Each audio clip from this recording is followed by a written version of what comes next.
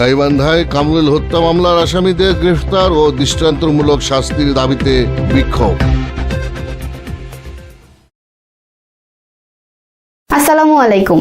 এমকে টেলিভিশনের নিয়মিত সংবাদে আপনাদের স্বাগত জানাচ্ছি আমি আশুরা খাতুন নদী। শুরুতেই শুনলেন সংবাদ শিরোনাম, এখন ডেস্ক থেকে বিস্তারিত।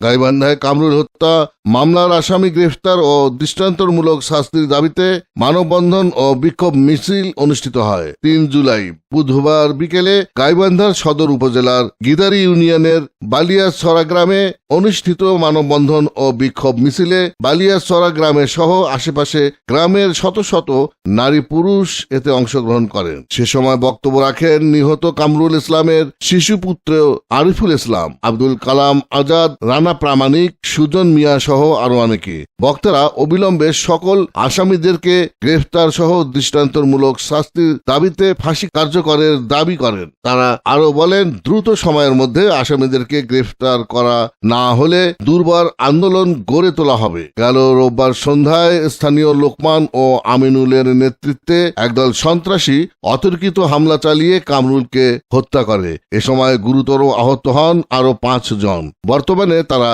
রংপুর মেডিকেল কলেজ হাসপাতালে চিকিৎসাধীন আছেন। এর একটা সুস্থ বিচার হোক, ফাঁসি হোক। কুখ্যাত সন্ত্রাসী রহমান এবং রহমান ছেলেবেলাদের ফাঁসি হোক, এই জোর দাবি আমরা এই মানববন্ধন থেকে জানাচ্ছি।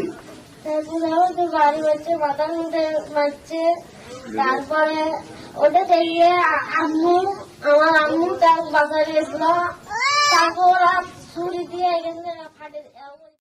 Iftekhar, news desk, MK television. শেষ করছি এমকে টেলিভিশনের নিয়মিত সংবাদ। এতক্ষণ সাথে থাকার জন্য সবাইকে অসংখ্য ধন্যবাদ।